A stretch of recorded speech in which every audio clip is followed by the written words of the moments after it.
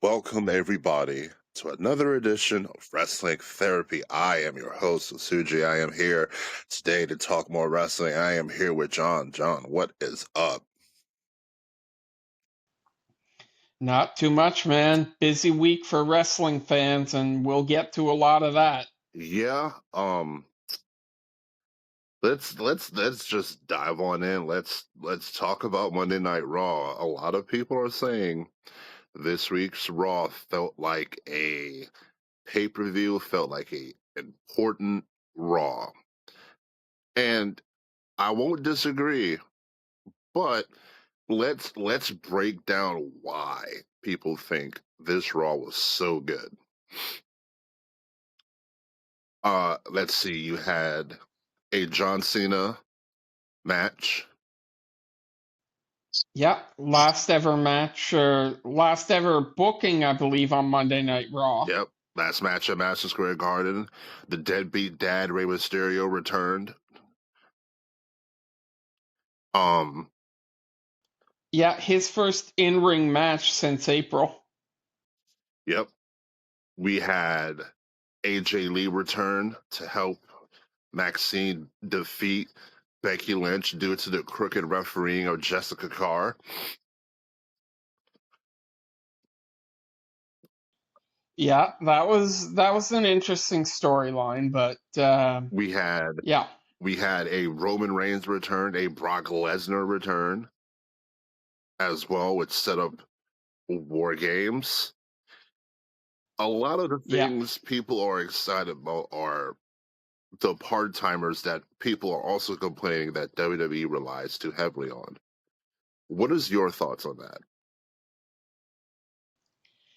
See, here's the thing. I find it hard to sit and watch weekly programming sometimes.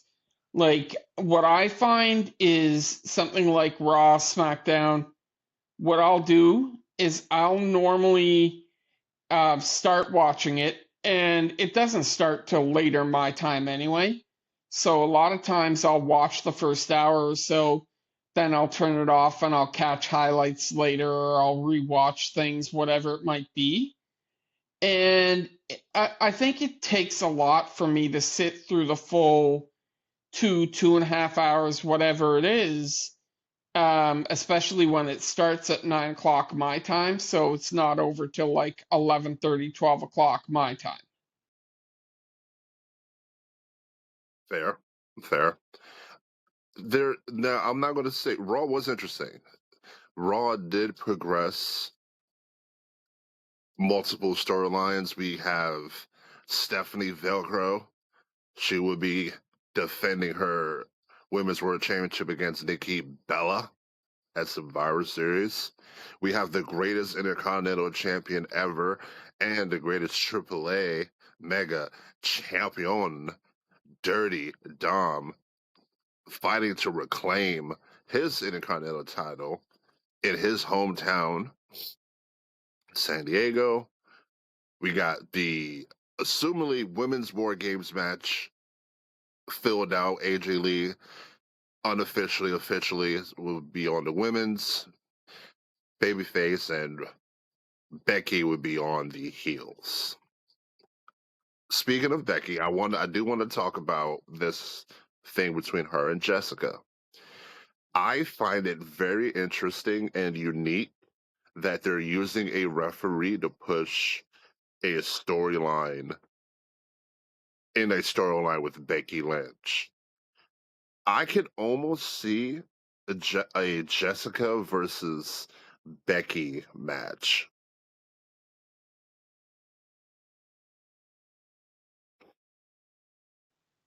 Yeah, I mean, Jessica Carr, aside from being a referee, I know she has had matches on Evolve and different shows. Now, she wrestles like in a mask. I forget her character name, but she does wrestle as well. So she's not just a referee, she is an actual trained wrestler.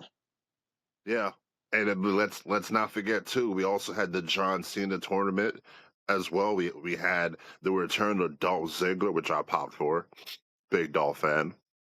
Pop for that. Um, Honestly, that might have been Solo's best match.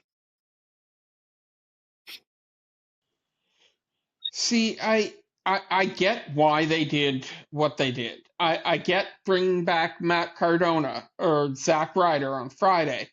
I get bringing back Dolph Ziggler on Monday.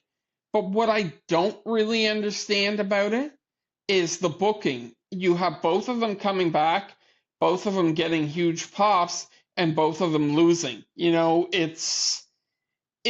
To me, it would have been nice if one or the other had won their opening round matchups. And honestly, to me, I like Dolph. I thought that was a great pop, but I would have much preferred something like an Oba Femi coming out and like destroying Solo in like seconds. Like he comes out and he's like this dominant person who runs through Solo in seconds, and that sets up like a Obafemi and Gunther later on in the tournament. I kind of knew it was going to be Oba because they're trying to build Solo.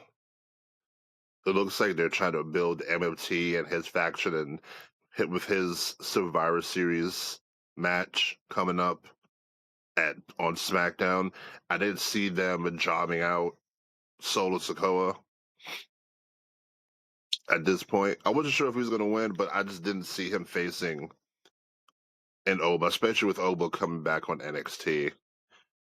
What did you think of Gunther versus Javon? I thought it was a good match. I thought Javon did what he does. Like Javon is high flying, Javon is bouncy, Javon is whatever. Like that is what Javon Evans is. But if anybody really doubted whether or not Javon had any chance, when that old Gunther music hit, the old Walter music hit, you knew it was over. When he came out to his original music, it's like, yeah, Javon's dead. Yeah, it still was a good match, and now it looks like next week on Raw, Gunther will face the winner of Bronson and Carmelo, and it looks like we also are going to have, was it Solo? They said there was another match that they announced for Raw. It might have been like Sheamus. Yeah, I think Maybe huh? like a Sheamus and LA Knight or something. I think the second. I think they're waiting for the winner of Penta and Finn. Finn. Yeah, Okay. I believe that. I can't remember, but yeah, Raw was pretty interesting. NXT was interesting. We have a new women's NXT champion, two-time JC Jane. Um, a little surprised they pulled the trigger on that on this early. Did you happen to catch that? I did. Um, I'm very surprised, like you, that they pulled the trigger on taking it off of Tatum so easily or so quickly. I knew that the Izzy Dame thing was going to happen. I knew in the end, Izzy was going to somehow turn on Tatum, cost Tatum the title, something like that. But I did not see it happening so quickly. Yeah, it was fairly fast. It was kind of like, well, what was the point of putting the title on Tatum if you're going to take it off her like a month later? Yep, exactly. Anyway, but yeah, that was the WWE side. Now we have full gears ahead, pun intended, to AEW Full Gear coming up on Saturday. We also have AEW Dynamite. Where do you want to start?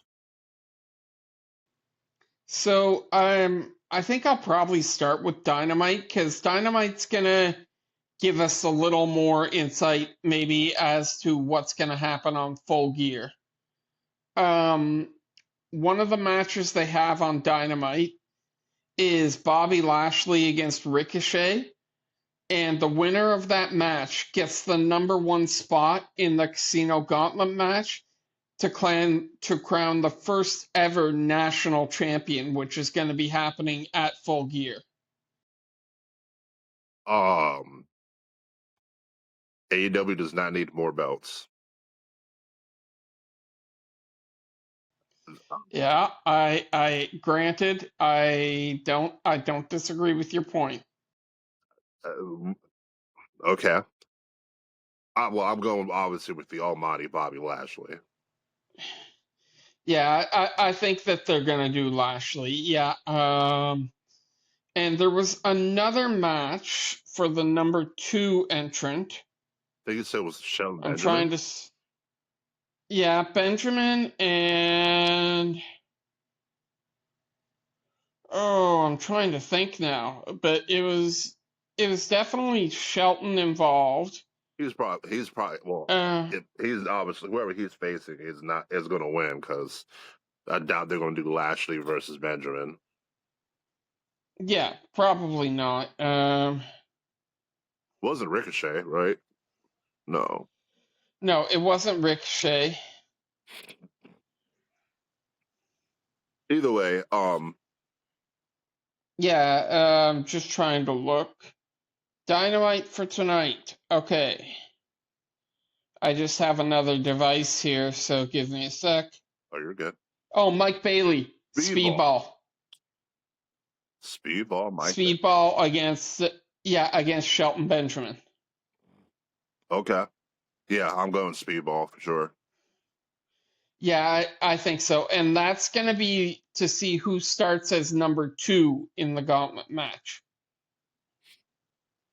I thought I heard Mercedes Moné 13 belts. Moné. It feels like every time we get on here and talk, she has another belt. I know. What do you think it's too much? Yes. I've said that for a long time, that I think she has way too much. She doesn't need that amount of titles. And tonight it's a unified match. So right now she's the interim ROH TV champion because she beat Mina Shirakawa a few weeks ago, Moné. So Moné's facing the former champion in Red Velvet. Red Velvet had to relinquish. She had to relinquish the title because of an injury. And so I guess now Red Velvet's healthy. So they're doing Moné versus Red Velvet for that championship tonight. Who do you think walks out the champion? Honestly, it's probably going to be Moné. But what I would not mind in the least is Moné has a big match this weekend against Chris Statlander for the world title. I wouldn't mind seeing Statlander come out, distract Moné, and Red Velvet wins one of the titles off of Moné. I wouldn't mind that in the least, because it could start a little bit of a cascade downwards in terms of Moné losing some of the titles that she has. Yeah, she has a lot of belts. Yeah, and she's facing Statlander this weekend for the women's world title, so she could have 14 after Saturday night. Where does it stop though? What's the cap? Oh, exactly. No cap. It's like next year. No Diddy. No Diddy. It's like next year she's like, oh, but they've got 21 belts. Like, damn.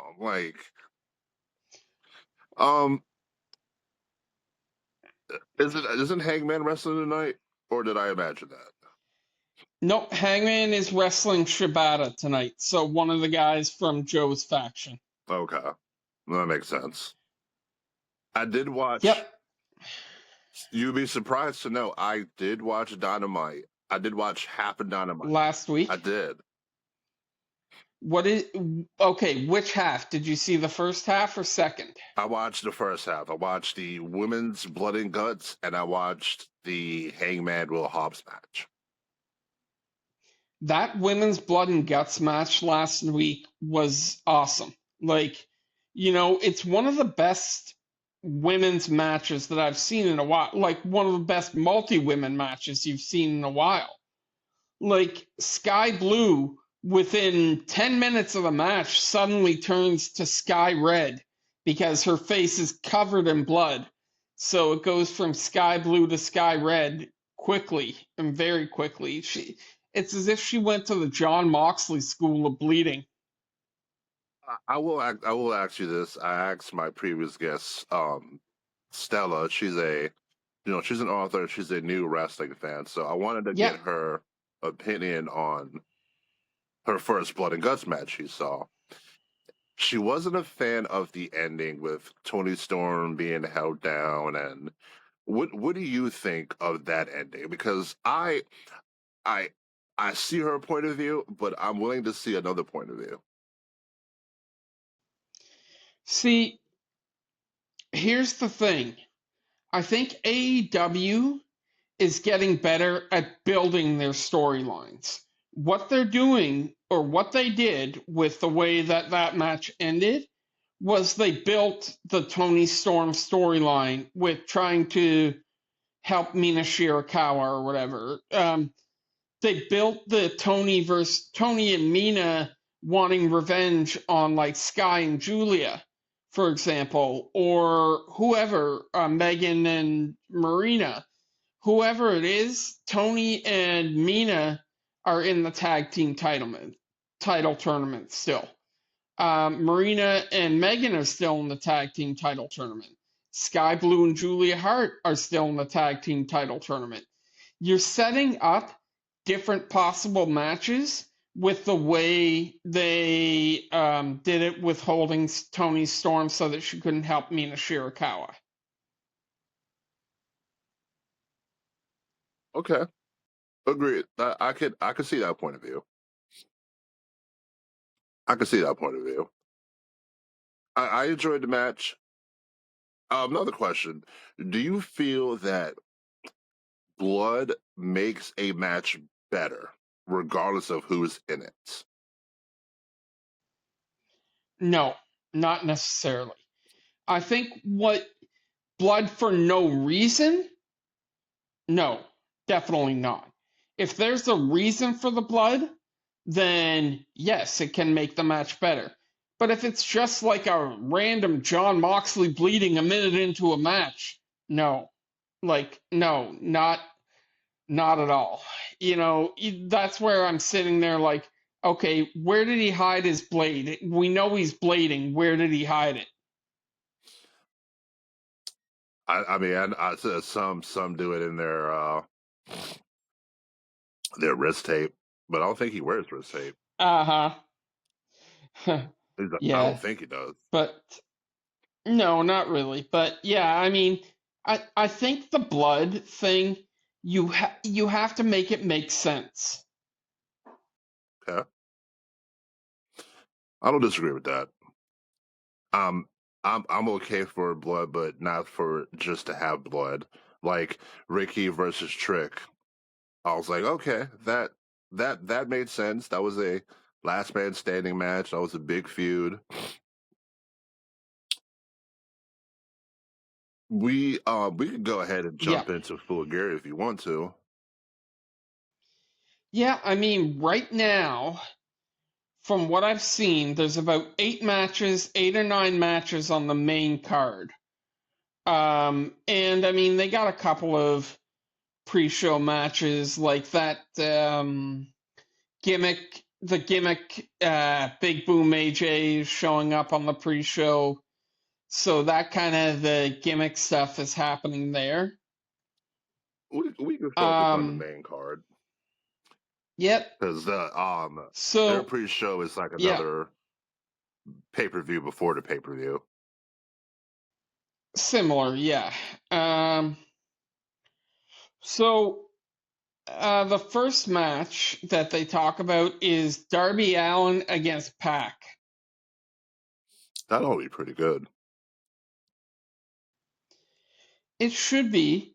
And I'm like, the way I look at it, I don't see Pac going over. I think Darby finds a way to go over in the match. Darby's already over with the fans.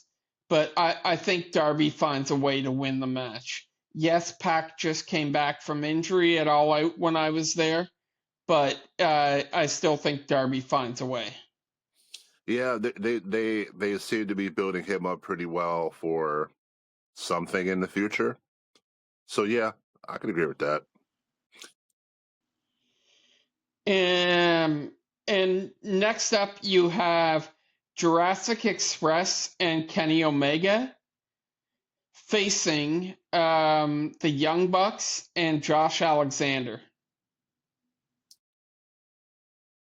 I thought I saw a clip of Josh Alexander putting somebody in an ankle lock, threatening Omega. Was it I know I wasn't. I know I didn't dream this. I know I saw it. Or was it Josh Alexander? You know what you seen it. Yeah, I think it was Alexander. I know that they had the thing over the weekend, or maybe it was last week on Dynamite, but Alexander taking out like Jack Perry in the back in the parking lot and things like that. Um, they're building that, and they're trying to still build the Young Bucks against Jurassic Express stuff. That's gonna be interesting to see how they do it. And then I mean, it's gonna be interesting to see the dynamic whether or not Kenny Omega, Jack Perry, and Luchasaurus can coexist. Who do you think wins? I think in the end that somehow Jurassic Express and Omega still win.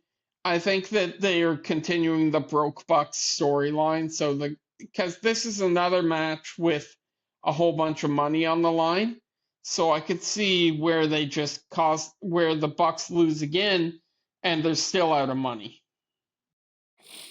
Okay.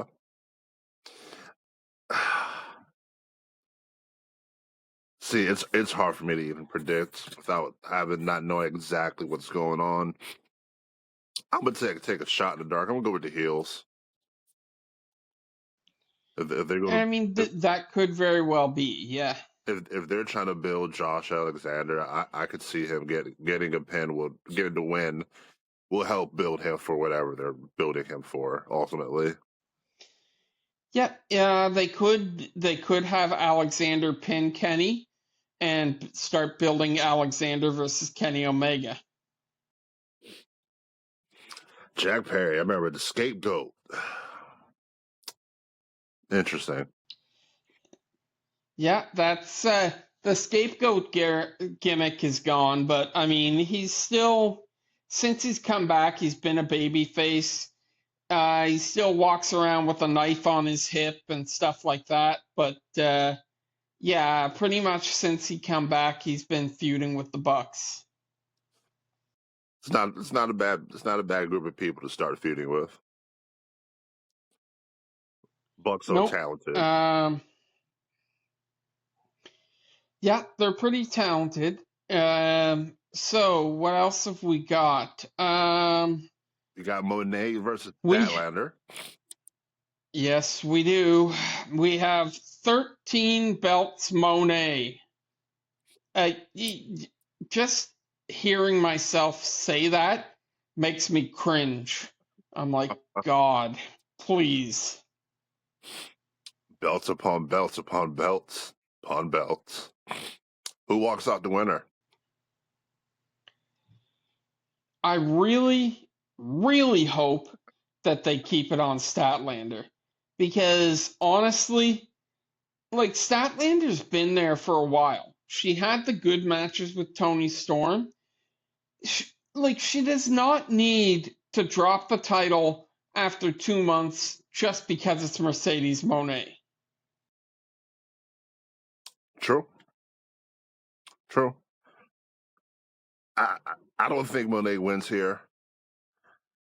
I think Statlander picks up the win. A win for Monet does nothing for her. A loss does nothing for her. A win is more significant for Statlander. I'm gonna go Statlander. Yeah. Now I know we talked about it earlier about the number one and number two spots in the gauntlet coming up being available.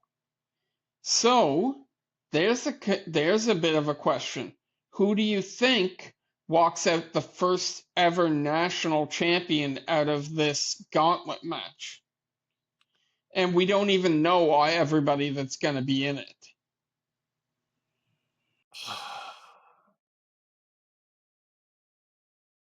Usually, the inaugural title is probably going to be a babyface. It's probably going to have it. I'm gonna say Orange Cassidy. That's a pretty safe bet.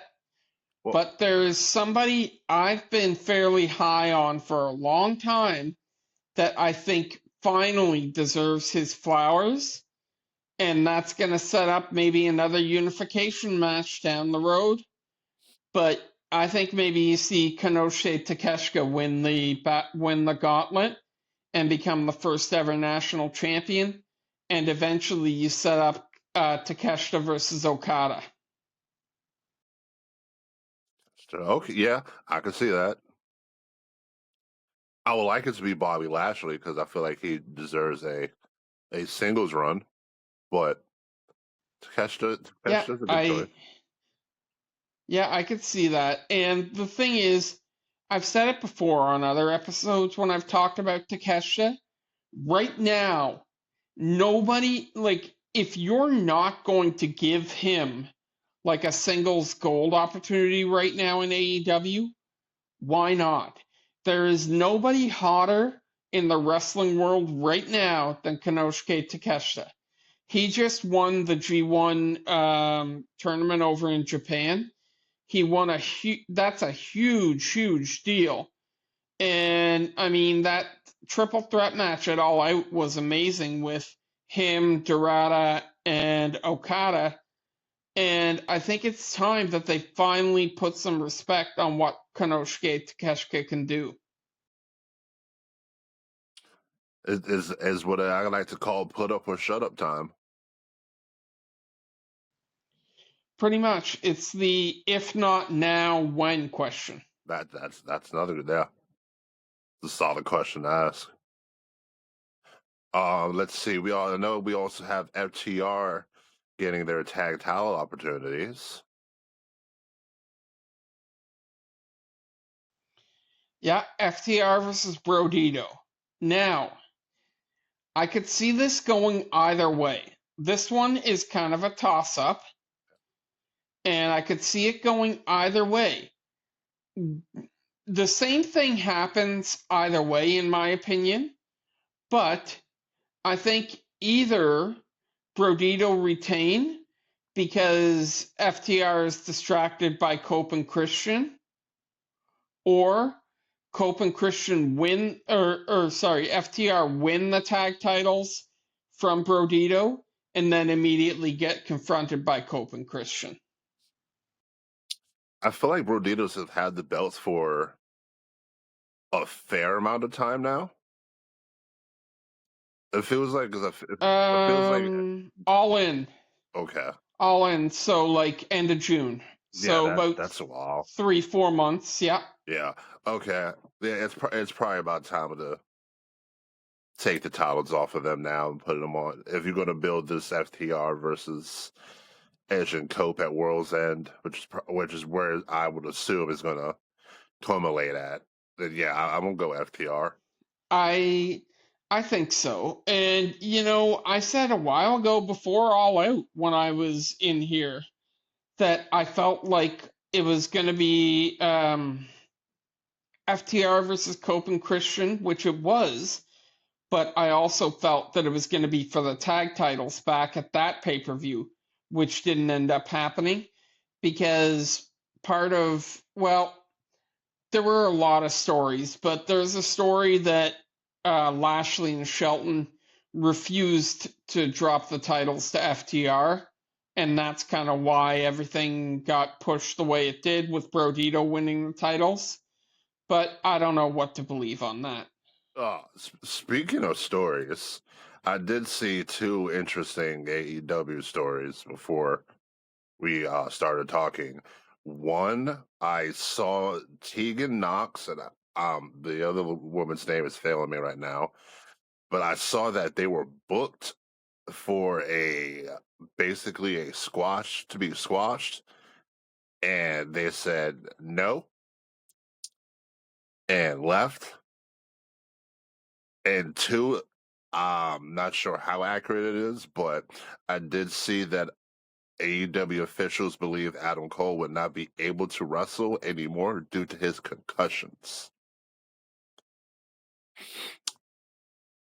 What are your thoughts on those two stories? The first one, the Tegan Knox and her partner, what I've heard is they had lost the week before to Megan Bain, and it was Megan Bain and Marina Shafir, I think, because I believe that Penelope Ford was already injured at that time.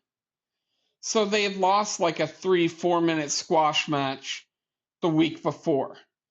And they were supposed to face Anna Jay and Tay Conti, and it was supposed to be another squash match.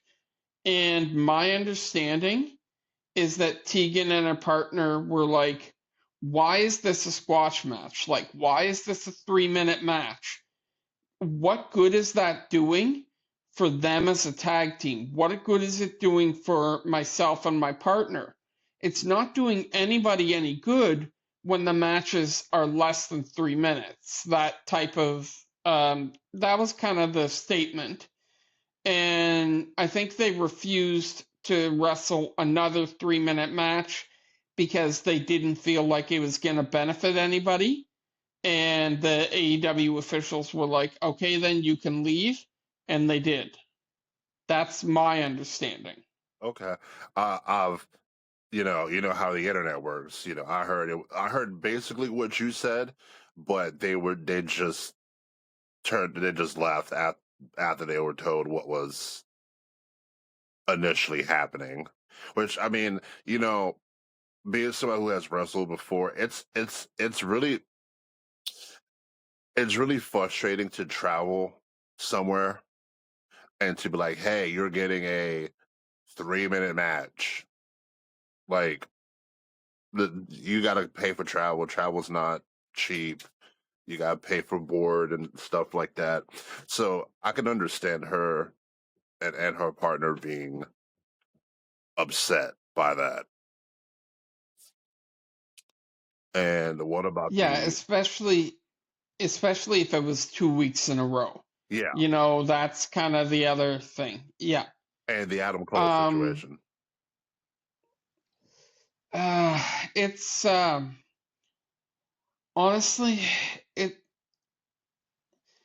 I I'm not surprised, but it's really disappointing to see somebody who has so much talent, like a career that could have been absolutely incredible, and it's been so derailed by injuries in the last like 3.5 years. Basically, since he jumped to AEW, he's been so injury prone.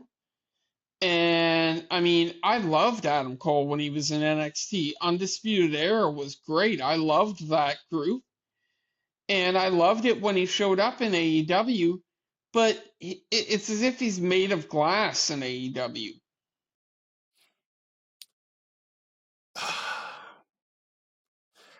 It's tough for all the reasons you said, and I remember watching when I think it was one of the pay per views I actually watched when he came back and he shattered his ankle. I'm like, damn,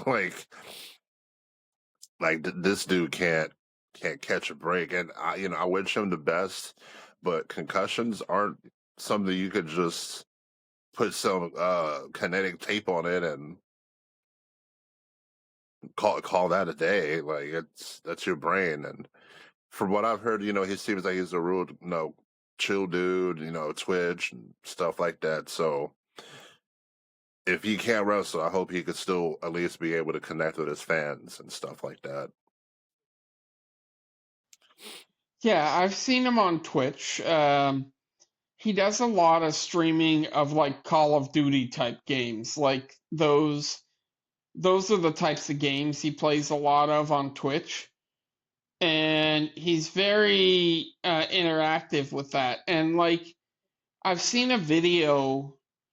There, I don't know if you watch a lot of wrestling creators, but there's a guy named Heel Josh that does a lot of the wrestling reactions and stuff.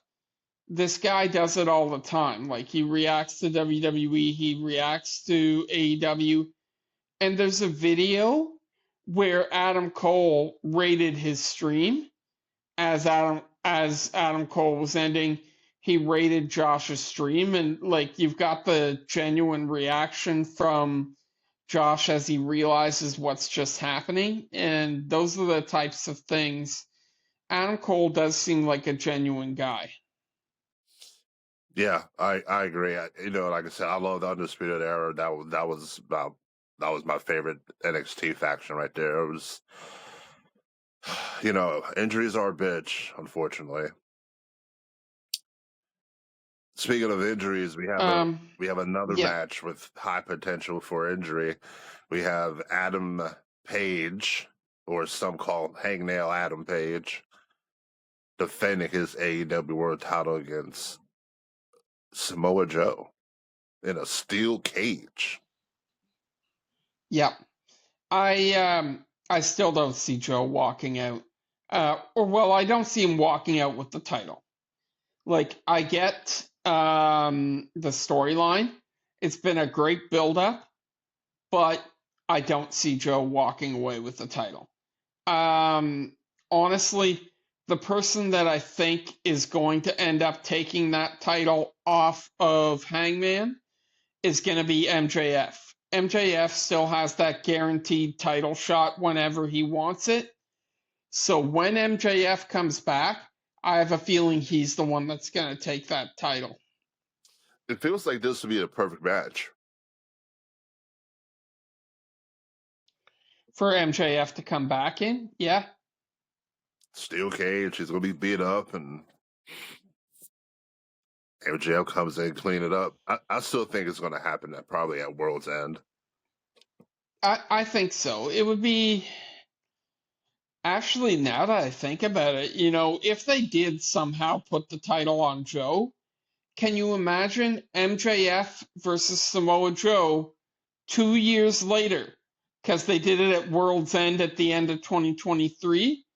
So they do the same match 2 years later, but the roles are reversed. Joe walks in as champion, MJF walks out as champion, instead of the opposite back in 2023. I did see that was a good match. It was a good match. Yeah, Anything else we have going on for Full Gear? I know we talked about the yeah. world title, tag titles, the new title that they're having. What else we got going on? So I believe the last match that we're missing right now is Kyle Fletcher and Mark Briscoe. I don't think that they're taking the title off of Fletcher yet. Yes, I could see Briscoe being the type of person that could take it off of Fletcher, but I don't think it's time yet. Fletcher, they need to like strap a rocket on Fletcher. The only way I could see them not or see them taking it off of Fletcher is if they're going to push him back into the world title picture with Hangman and do like a a run back or whatever of Hangman versus Kyle Fletcher again. Yeah, I think Kyle Fletcher keeps the title here, and that's basically our Full Gear card for Saturday. It is, and I mean the AEW is still doing a lot right now. They still have their women's tag titles tournament. They still have different things like that going on.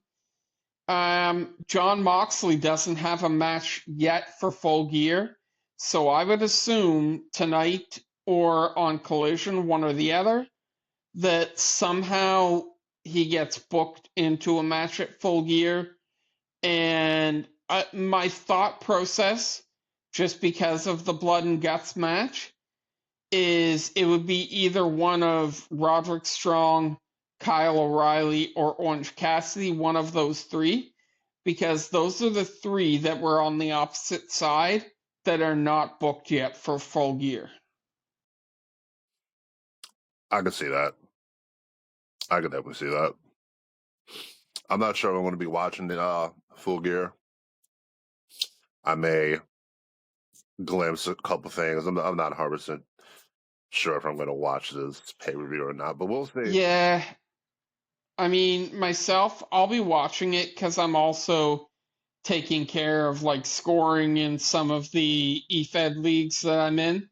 I'll be taking care of scoring for Full Gear, so I'll be watching it. And I'm an AEW mark anyway, so I'm going to be watching the pay per views from AEW pretty much guaranteed anyway. No, there's nothing wrong with that. It's as reminds me of me and Stella was speaking about. There's so much wrestling out there. You can watch whatever, you can consume it however you may consume it. You know, there's some people that only watch women's matches. There's some people that only watch, men's matches or likes men's matches. There's so many different companies, and there's not a shortage of wrestling. No, I think that I've heard some people saying, and I don't know where this is coming from, but I've heard people saying, now, if this was maybe 2 years ago, a year and a half ago, I might agree with this. I've heard people saying that they feel like AEW is a drowning company, like drowning, it's not going to last much longer. Now, a while ago, maybe a year and a half ago, something like that, I might have agreed with that statement. But over the last, say, 18 months, they have been building up their company so much that I can see them easily. I don't see the company going under.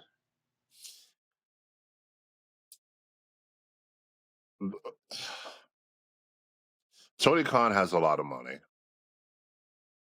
So I could agree with that, but at the same time, if a lot of things are depending on ratings, viewers, if you're not drawing any new viewers, if you're drawing the same viewers, especially if it's like a low amount of viewers, doesn't matter what company it is, it starts to become a problem.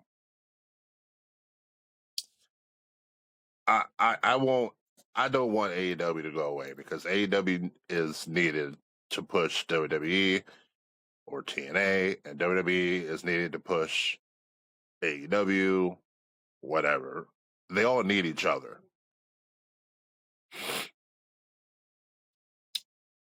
Before we go, would you like to play a game? Yep. Sure. Go ahead. Hit me. All right, this is going to be a little different. I am going to give you two people, and you're to pick one of them, and then I'll give you another person, and that person you kept will be in for the next round. Yeah. All right. Super simple. And could be any company. This is not just selected to AEW. Let's go with Mercedes Moné, Io Sky. Io Sky, hands down to me. I think Io is a better in-ring performer. I think she's in a way safer than Mercedes. Mercedes has always been one of those people that they say is sometimes reckless in the ring. And they've said that she's caused some injuries. I think Io is the way Io is in the ring, I think is the same way she is in real life. Very fun loving, very energetic, very bubbly, if that's the right word. But I think that she is a much better wrestler than Mercedes Moné. Okay. Io Sky, or let's go with Athena. All right, so that's very even. But when I look at what Athena has done in Ring of Honor, almost 3 years or whatever holding that ROH women's title, I don't see anybody else that's been that dominant in the brand than Athena. So I'm gonna keep Athena um, in that one. Athena or Becky Lynch?